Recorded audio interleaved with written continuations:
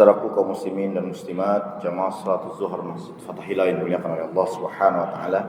Puji syukur selalu tidak pernah kita lupakan pada Sang Pencipta kita, Sang Pemilik alam semesta ini, yakni Allah Rabbul Alamin, yang sampai detik ini masih memberikan kita kesehatan, segala daya, kekuatan juga, sehingga kita masih bisa melangkahkan kaki kita dalam rangka ketaatan kita kepada Allah Subhanahu wa taala.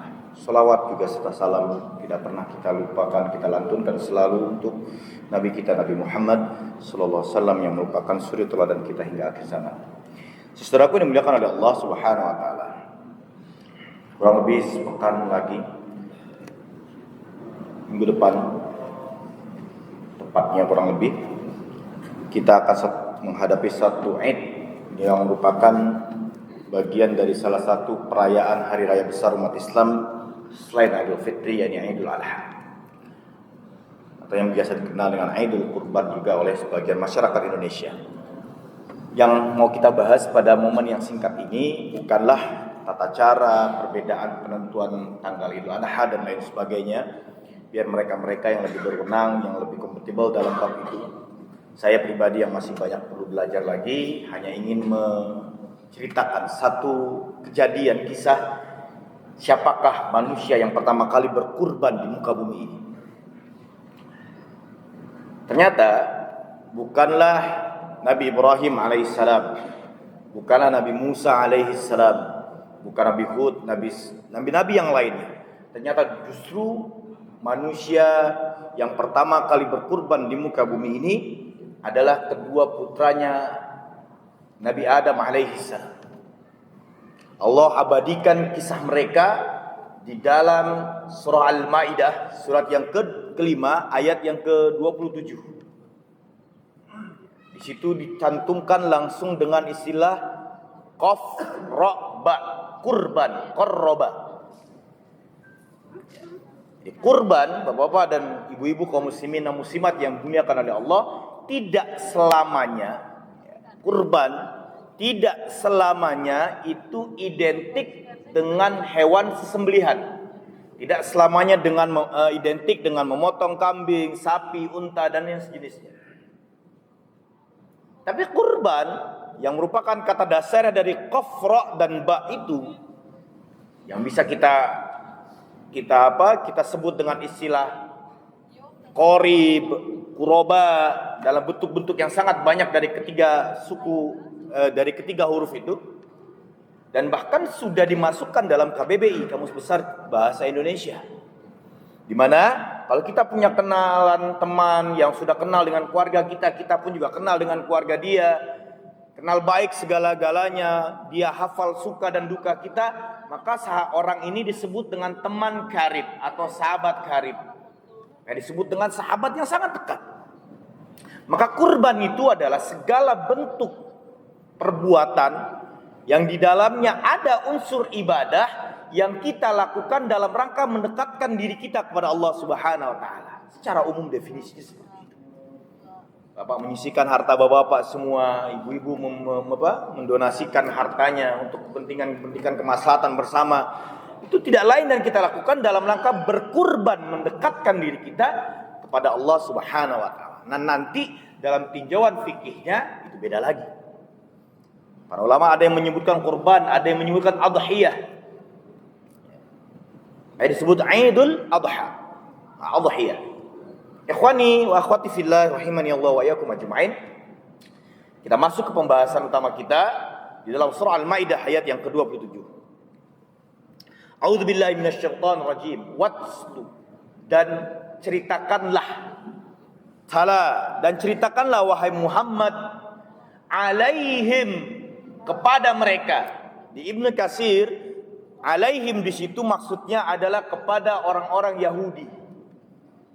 Di mana orang-orang Yahudi ini pada dasarnya mereka punya sifat hasad pada diri mereka, dengki. Tidak nyaman, tidak suka, tidak senang ketika satu kenikmatan itu tidak ada pada dirinya, tapi justru parkirnya di orang lain. Sifat hasad. Ketika ada kenikmatan pada orang lain, dia akan berpikir macam-macam. Oh, Bapak Fulan ini kok bisa punya toko banyak ya di Tanah Abang? Oh, jangan-jangan dia begini. Dia akan membuat sebagai macam cara agar si bapak fulan tadi itu tokonya mulai berkurang, mulai dijahati, mungkin lebih parahnya lagi mulai main hal-hal yang dilarang dalam agama, yakni ilmu hitam, musir dan lain sebagainya. Auzubillah min dzalik. Ini ada. Naba abnai, an-naba, berita, kisah, kabar, ibnai, yaknya dimatikan dengan memfathahkan nun, menunjukkan musanna, menunjukkan dua putra anak Adam, naba abnai Adama. Dalam banyak cerita, dalam banyak buku-buku ulama salaf, yang saya buka juga tadi barusan, disebutkan wakila summiya bihabilin wa qabilin. Para ulama salaf ada yang mengatakan bahwa dalam tafsir Ibnu Katsir disebut namanya Habil dan Qabil. Allah alam bisawab, nama mereka siapa yang sebenarnya. Ya. Dua putra Adam, Qabil kakaknya, Habil adiknya. Nabi Adam dan Hawa alaihi wassalam ini punya keunikan. Setiap lahir kembar beda jenis kelamin. Putra putri. Seperti itu.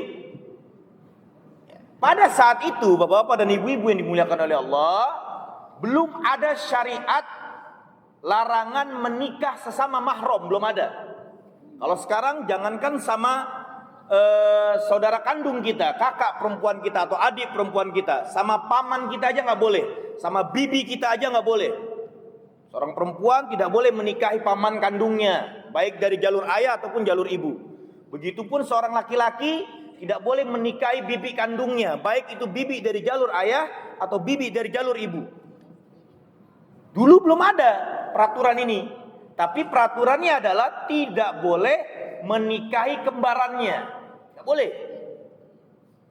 Tidak boleh menikahi kembaran pada saat itu. Ini yang disebut dengan syar'un man qablana. Syariat orang-orang sebelum kita. Ada peraturan berlaku syariat itu di nabi tertentu.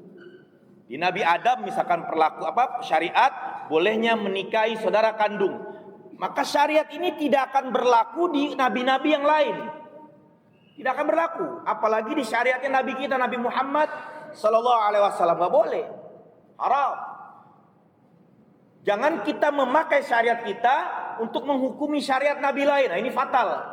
Berarti Nabi Adam parah ini, melanggar syariat, menikahi anaknya yang sekandung. Dosa besar nih Nabi Adam. Oh, enggak boleh begitu. Dan banyak lagi syariat-syariat yang lain yang secara hukum fikihnya mansuh. Mereka dihapus. Boleh diketahui, boleh dipelajari, tapi tidak boleh dipraktekkan. Tidak boleh. Syariat dari Nabi Adam sampai Nabi Isa alaihi wassalam, masing-masing nabi punya rule, punya peraturan yang mereka masing-masing, punya fikihnya mereka masing-masing. Beberapa diantaranya mansuh, dihapus. Dan beberapa diantaranya dipakai. Tapi kalaupun itu dipakai, dilakukan oleh kita umatnya Nabi Muhammad, maka jadi ibadah. Ibadah maka dapat pahala. Contoh khitan, syariat Nabi Ibrahim. Minum air zam-zam, tawaf, sa'i, dan beberapa hal-hal yang kita lakukan ketika haji dan umrah. Tapi syariat Nabi Adam nggak boleh kita lakukan. Kita kan anak cucunya Adam. Saya naksir sama adik saya naksir sama bibi saya naksir sama kakak saya, nggak boleh, haram. Contoh yang lain, kita keluar sedikit dari materi. Di dalam syariatnya Nabi Sulaiman boleh meminta bantuan kepada jin, boleh. Maka misalkan DKM yang baik hati dari Masjid Fathahillah ini mau renov besar-besaran misalkan, gak perlu lagi tuh Pak ribet-ribet urusan sama material, proposal, galang dana sana sini sana, panggil aja jin.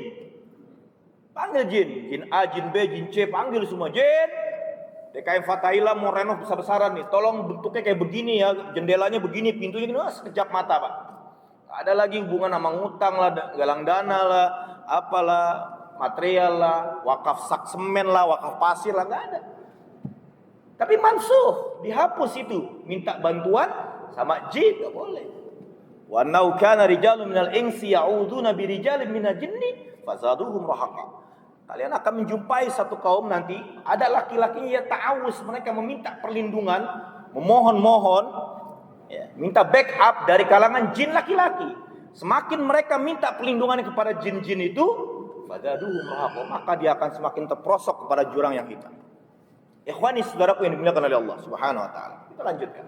Kita kembali ke kisah tadi. Maka diperintahkan oleh Allah boleh nikah tapi seling, disilang. Habil nikah dengan kembaran perempuannya Qabil. Qabil nikah dengan kembaran perempuannya Habil. Wallahu a'lam bishawab. Ada yang bilang namanya Lahudia, yang kembarannya Habil. Ada yang bilang juga kembarannya Qabil namanya Iklimia. Ada yang bilang Iklima. Wallahu a'lam bishawab. Biar enggak sulit, biar gampang mencernanya, kita sebut saja kembaran Habil namanya si B. Kembaran Qabil namanya si A. Si A harus nikah sama Habil, si Qabil nikah sama si B. Qabil enggak terima. Ada alasan katanya kembarannya Qabil ini cantik, kembarannya Habil ini biasa-biasa aja. Qabil pengen nikahin kembarannya sendiri, tapi kata Allah enggak boleh. Kamu harus kawin silang ini. Mulai komplain di situ. Nah, inilah bapak-bapak dan ibu-ibu yang dimuliakan oleh Allah. Dosa pertama di muka bumi yang dilakukan oleh anak Adam adalah hasad, bukan membunuh. Dengki. Dosa dengki adalah dosa yang pertama dilakukan anak Adam di muka bumi ini. Bahaya dengki memang. Saya ngeliat orang misalkan kemarin biasa-biasa aja dia, tiba-tiba sekarang udah pakai merek-merek handphone yang branded.